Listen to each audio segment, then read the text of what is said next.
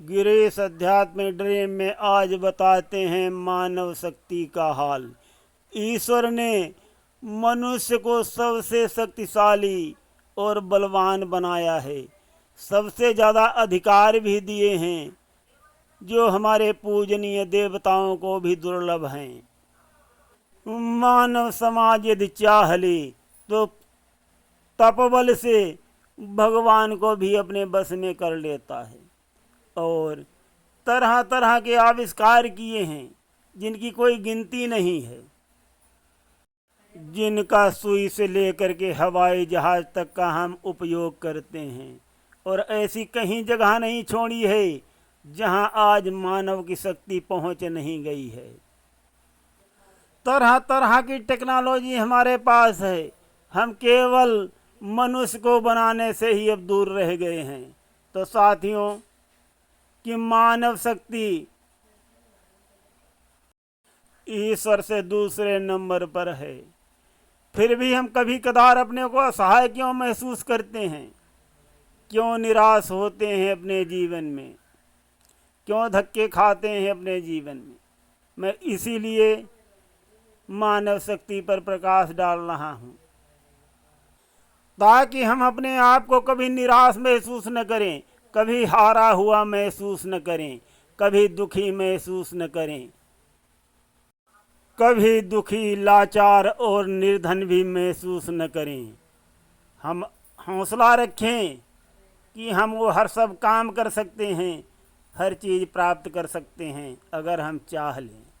तो साथियों, हौसला रखिए और सुनिए गिरीश अध्यात्म ड्रीम में अत्यंत रोचक कथा सुनाने से पहले एक अत्यंत गोपनीय बात है मानव शक्ति के अध्याय में, वो पहले मैं बता देता हूँ। युग चाहे कोई भी रहा हो, सतयुग, त्रेता, द्वापर अथवा कलयुग, जितने भी महानिशाचर हुए, जितने भी राक्षस हुए, सबका वध मनुष्यों के द्वारा ही हुआ। रावण को भी भगवान प्रभु श्री राम ने मनुष्य रूप में ही मारा था और भगवान श्री कृष्ण ने भी दंतवक्र शिशुपाल को मनुष्य रूप धर करके ही उनका वध किया था।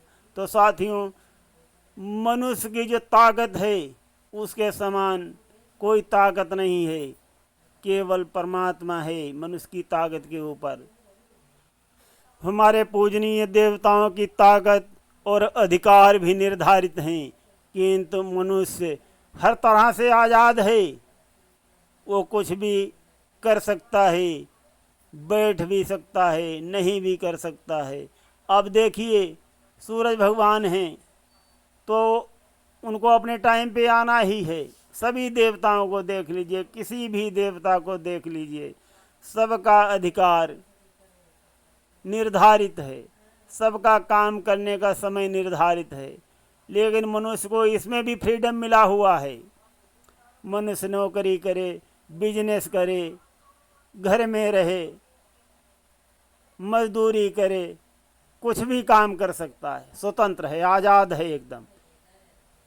हमारे पूजनीय देवताओं को भी ऐसा अवसर नहीं मिला है। इसलिए हमें अपने आप में उत्साह जगाना चाहिए, हौसला रखना चाहिए और कुछ कर गुजरने की हिम्मत रखना चाहिए। और ऐसी चर्चाएं समय समय पर होती रहना चाहिए, जैसी चर्चा आज मैं कर रहा हूं। कोरोना जब बहुत विकट स्थिति में था, उस समय मैंने बहुत से गाना गा करके लोगों का उत्साह बढ़ाया। उसमें एक गाना मुझे दो पंक्ति सुना रहा हूँ। क्यों शक्ति छुपाए बैठे हो, कुछ उसका भी स्मरण करो, खुद कष्ट मिटाओ अपने भी, सबकी विपदा का हरण करो। क्यों शक्ति भुलाए बैठे हो, क्या खुद को नहीं पहचाना है, आज हमारी ताकत का लोहा दुनिया ने माना है। इस तरीके से बहुत से गीतों के द्वारा मैंने सबका उत्साह बढ़ाया था और अब आगे कथा बढ़ा रहा हूँ, सुनिए। आज मैं बहुत रोचक कथा सुनाऊंगा। कथा तो वैकल्पिक है लेकिन बहुत ही रोचक है। और कथा आगे बढ़ाने से पहले मैं दो चौपाई सुन लीजिए कि कर्म प्रधान विश्व रचि राखा, जो जस करे सो तस फल चाखा। बड़े भाग मानुष तन पावा, सुर दुर्लभ मुनि ग्रंथन गावा। ते दो चौपाई ध्यान में रखना। कथा प्रस्तुत है। एक हाथी था, वो मर गया और जब वो धर्मराज जी के यहाँ पहुँचा, बहुत उदास बहुत निराश था। धर्मराज जी ने उससे पूछा कि अरे तुझे मैंने इतना बड़ा शरीर दिया था, फिर भी तू इतना उदास और इतना निराश हो कर के यहाँ आया, और तू वहाँ मृत्युलोक में जा कर के मनुष्य के बस में हो गया, जो मनुष्य तेरे एक पैर के बराबर भी नहीं है।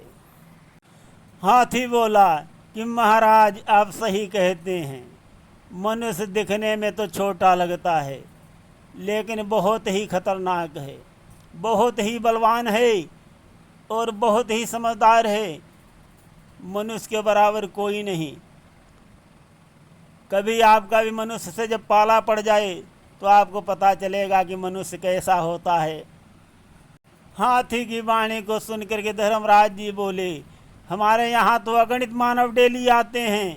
तो हाथी बोला कि आते होंगे हुजूर, वो सब मुर्दा आते हैं। कभी जीवित मनुष्य से पाला पड़ जाए तो आपको पता चलेगा कि मनुष्य कैसा होता है। तो हाथी की बातों को सुनकर धर्मराज जी तहस में आ गए और अपने दूतों को बुला कर कहा कि अभी मृत्युलोक में जाओ और एक जीवित आदमी को पकड़ करके यहाँ ले आओ। धर्मराज जी की बातों को सुन करके दूत मृत्युलोक में आते हैं तो वहाँ गर्मियों का दिन है। एक आदमी को देखते हैं, वो सफ़ेद चद्दर ताने अपनी छत पे एक चारपाई पे सो रहा होता है। वो धर्म ग्रंथों का लेखक है। तो धर्मराज के दूतों ने समझा कि इससे अच्छा अवसर कहाँ बढ़िया मिलेगा, चलो इसी को उठा करके ले चलते हैं, थोड़ा दिखने में भी साफ सुथरा लगता है। तो धर्मराज जी के दूतों ने उसको चरपैया समेत उठा लिया। वो पवित्र ग्रंथ लिखता था। तो उसकी जैसे ही नींद खुली उसे आभास हो गया कि अरे ये तो यम के दूतों की चाल है, और वो समझ गया। किंतु तब तक वो आसमान में पहुंच चुके थे। तो लेखक सोचने लगा कि अब तो मैं बहुत ऊपर आ गया हूँ, और अगर मैंने जरा सी इनसे छेड़खानी किया, कोई ज़बरदस्ती किया, दबाव बनाया, कहीं इन्होंने हमको ऊपर से छोड़ दिया तो मेरी तो हड्डियाँ चूर चूर हो जाएंगी। तो उसकी जेब में एक कागज़ पड़ा था, उसने कागज़ निकाला और पेन भी पड़ा था। तो उसने लिख लिया एक लेटर कि धर्मराज जी, यथा योग लिखता है और फिर लिख लेता है कि मैं अपने मुनीम को आपके पास भेज रहा हूँ, और आप हमारे मुनीम के द्वारा ही अपने सभी कार्य करवाएं। और नीचे भगवान के दस्तखत लिख देता है, बैकुंठ नारायणपुरी, और चुपचाप चरपैया पर लेटा रहता है। सुबह होते होते धर्मराज जी के दूत धर्मराज नगरी को पहुंच जाते हैं और चरपैया को नीचे रख देते हैं और कहते हैं, कुठो महाशय, अब तुम्हारी मंजिल पूरी हो गई। तो लेखक उठता है और वही पर्चा अपनी जेब से निकालता है और कहता है कि धर्मराज जी को जाकर के मेरा पर्चा दे दो। तो दूत लोग लेकर जाते हैं और वो पर्ची धर्मराज जी को पकड़ा देते हैं। धर्मराज जी जैसे वो पर्ची पढ़ते हैं, तुरंत अपनी गद्दी छोड़ देते हैं और कहते हैं, आइए। बड़े सम्मान से उस व्यक्ति को ले जाते हैं और अपनी गद्दी पर बैठाल देते हैं। धर्मराज जी उस व्यक्ति की बहुत सेवा सत्कार करते हैं और सब हाल चाल पूछते हैं। तब तक सारे काम आने लगते हैं। कोई कहता है कि ये पापी आया है, इसने बहुत मृतलोक पर अत्याचार किया है। तो जो व्यक्ति मुनीम बन के धर्मराज जी की गद्दी पर बैठा है, वो कहता है सीधे स्वर्ग लोक को भेज दो। तो इसी प्रकार से लाखों लोग आते हैं, तरह तरह के दोषी, सारे दोषगण दूत लोग बताते हैं। तो कहता है कि सीधे बैकुंठ को भेजते जाओ। तो सबको बैकुंठ भेजने लगा। जब सबको बैकुंठ भेजने लगा तो बैकुंठ में जगह नहीं रह गई, लाइन लग गई। भगवान श्री नारायण हरि चिंता करने लगे कि अरे इतने लोग इकट्ठे बैकुंठ में कैसे आ गए, पता नहीं मृत्युलोक में कौन सा इतना संत उत्पन्न हो गया, कौन इतना बड़ा संत आ गया मृत्युलोक में जो सब कोई बैकुंठ में आने लगा। अब आगे क्या होता है? व्यभिचारी, पापी, अन्यायी, हिंसा करने वाला, झूठ बोलने वाला, मिलावटखोर, सब कोई बैकुंठ जाने लगा। तब भगवान श्री नारायण हरि को बहुत चिंता होने लगी कि दाल में जरूर कुछ काला है, अब मुझे धर्मराज जी से मिलना पड़ेगा। तो भगवान श्री नारायण हरि धर्मराज जी से मिलने आ जाते हैं। धर्मराज जी भगवान नारायण हरि को देख करके खड़े हो जाते हैं और वो व्यक्ति भी खड़ा हो जाता है। तो भगवान पूछते हैं कि धर्मराज जी, आजकल कौन इतना बड़ा महान संत उत्पन्न हो गया है जो सीधे सभी प्राणियों को बैकुंठ धाम में ही भेज रहा है? क्या कोई पापी नहीं बचा है अब? क्या कैसे हो रहे हैं आपके फैसले? तो धर्मराज जी चौंक गए और बोले कि प्रभु, आपने जो अपना मुनीम भेजा है आजकल वही फैसला ले रहे हैं, हमारा कोई फैसला नहीं है, वही सबको सीधे स्वर्ग भेज रहे हैं हुजूर।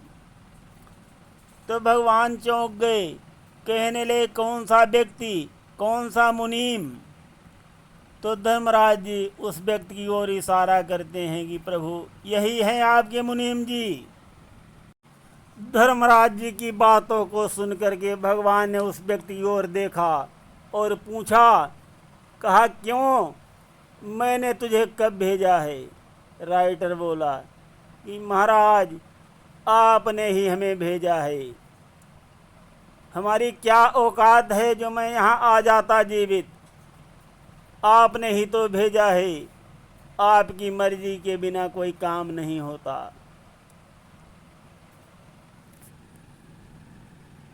भगवान ने कहा चलो ठीक है, पर तूने सबको बैकुंठ क्यों भेज दिया? पापी, दुराचारी, अत्याचारियों को सबको तूने बैकुंठ भेज दिया। तो राइटर बोला प्रभु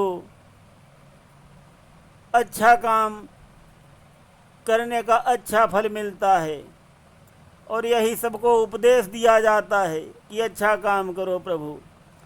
तो जो भी आए थे मैंने उनको बैकुंठ भेज दिया, अगर आपको पसंद नहीं है तो उनको वापस भेज दो मृत्युलोक में।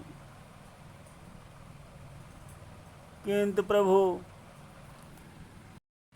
श्रीमद् गीता से वो श्लोक निकलवाना पड़ेगा जिसमें आपने लिखा है, कहा है कि जो मेरे धाम में एक बार आ जाता है वो पुनः लौट कर नहीं जाता। प्रभु भगवान चुप हो गए और सोचने लगे कि अरे तो बहुत सटीक बोल रहा है। और आगे राइटर बोलता है कि महाराज मैंने गलती नहीं किया है, मेरे हाथ में अगर बात आएगी तो मैं यही करूँगा, सबको बैकुंठ ही भेजूँगा, मैं किसी को दंड देने का अधिकारी नहीं हूँ। मैं जानता हूँ कि मुझे ये गद्दी थोड़े समय के लिए ही मिली है, तो मैं उसका सदुपयोग करूँ, लोगों का भला करूँ, क्यों किसी को दंड दूँ। भगवान ने यमराज से पूछा कि आपने इसको गद्दी क्यों दे दी? यमराज ने कहा कि देखिए महाराज, ये आपका वो लेटर है जिस पे आपके दस्तखत हैं, जिस पे आपने साफ साफ लिखा है कि सारे काम आप मेरे मुनीम से करवाएं और आपके हस्ताक्षर हैं। तो भगवान ने उस राइटर की ओर देखा और कहा कि क्यों, मैंने तुम्हें एक कागज़ कब लिख के दिया? राइटर बोला, प्रभु आपने गीता में कहा है कि मैं सबके हृदय में वास करता हूँ, और जब मेरे ऊपर मुसीबत आई ये धर्मराज जी के दूत मुझे जिंदा ला रहे थे, तब मुझे आभास हुआ कि मैं ऐसा ऐसा लिख लूँ प्रभु, वही मैंने लिख लिया। तो आवाज़ तो आपने ही दी, ज्ञान तो मुझे आपने ही दिया प्रभु, बिना आपकी मर्जी के पत्ता तक नहीं हिलता। तो मैं जिंदा आदमी कैसे यहाँ बैकुंठ लोक में आ गया? भगवान कहते हैं ये भी इसकी बात ठीक ही है। भगवान ने धर्मराज जी से पूछा कि आपने जीवित इसको क्यों यहाँ बुलवाया? तो धर्मराज जी अपने दूतों को बुलाते हैं, कहते हैं कि तुम लोग इस व्यक्ति को जिंदा क्यों यहाँ लेकर के आए? तब दूत लोग कहते हैं कि महाराज आपने ही कहा था कि मृत्यु लोक से एक जिंदा आदमी को पकड़ के ले आओ। तो धर्मराज जी चौंक के कहते हैं, क्या ये वही व्यक्ति है? दूत कहते हैं हाँ। तो धर्मराज जी बोलते हैं कि तो तुमने बताया क्यों नहीं? दूत कहते हैं कि महाराज जैसे ही मैं आया इसकी चारपाई मैंने यहाँ रखी कचहरी में, दरबार में, और इसने एक कागज़ निकाल के दिया कि धर्मराज जी को दे दो। मैंने वो कागज़ आपको दे दिया और आपने इस व्यक्ति को तुरंत गद्दी पे बैठाल दिया, बहुत सेवा सत्कार किया। महाराज हम लोग तो डर गए कि ये आपका बहुत खास आदमी है, हम लोग गलती से इसको उठा के ले आए। दूतों की बात को सुन कर के धर्मराज जी भी चुप हो जाते हैं। धर्मराज जी की बातें और भगवान श्री नारायण हरि की बातें और दूतों की बातें चल रही हैं। हाथी दूर खड़ा खड़ा हंस रहा है और आनंद ले रहा है कि अब सब लोग फंसे हैं मनुष्य के चक्कर में। आ जाता है पास में और धर्मराज जी से कहने लगता है कि महाराज आपने हमसे कहा था कि आप मनुष्य के बस में हो गए, तो अब मुझे यहाँ दिख रहा है कि आप और नारायण हरि, श्री नारायण हरि और आपके दूत सब इस मनुष्य के चक्कर में पड़ गए हैं। और मैंने आपसे कहा था कि कभी जीवित मनुष्य से पाला पड़ जाए तब आपको पता चलेगा। तो लगता है कि अब आपको पता चल गया है। तो इस प्रकार से साथियों मनुष्य में बहुत बड़ी क्षमता है। कहानी तो अवश्य वैकल्पिक है, लेकिन मनुष्य सब कुछ कर सकता है। मनुष्य हर चीज़ के लिए आज़ाद है और मनुष्य ने किया भी बहुत है। हमें जीवन में कभी निराश नहीं होना चाहिए। अपनी शक्ति और संसाधनों का सही उपयोग करना चाहिए, तो हमारी शक्ति कभी क्षीण नहीं होगी, हम कभी जीवन में निराश नहीं होंगे। सुनते रहिए गिरीश आध्यात्मिक ड्रीम में रोचक कल्याणकारी कथाएं। धन्यवाद।